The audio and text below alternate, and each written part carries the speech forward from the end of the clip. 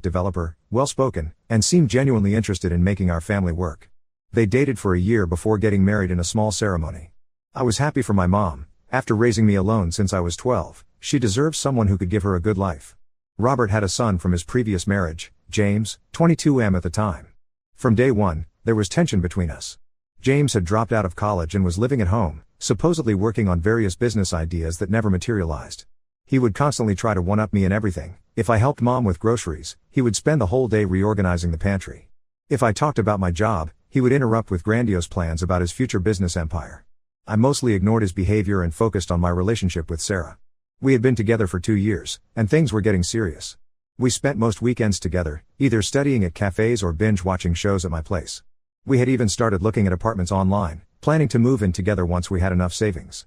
Sarah got along well with my mom, and I thought she was the one I would spend my life with. Everything changed after our family barbecue in summer.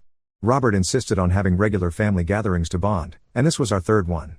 James met Sarah there for the first time. I noticed him staring at her throughout the evening, especially when she was helping mom in the kitchen. Sarah was wearing a blue sundress that day, I remember, because she had just bought it for her cousin's wedding. James kept finding reasons to be wherever she was, offering to help with dishes, asking about her studies, laughing too hard at her jokes.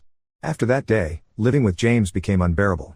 Whenever Sarah visited, he would emerge from his room and plant himself in the living room. He started texting her about random things, asking for book recommendations since she was into psychology, seeking advice about his non-existent girlfriend's problems, or sharing memes. At first, Sarah would show me these messages, saying how James was just being friendly and needed someone to talk to. The red flags were there, but I was too trusting. James started working out at the same gym Sarah went to. He began dressing differently, buying clothes similar to my style.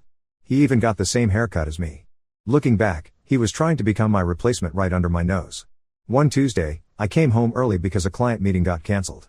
I found Sarah and James in our living room, sitting closer than friends should, their heads bent over his phone. They jumped apart when they saw me. Sarah claimed she was helping James with his dating profile.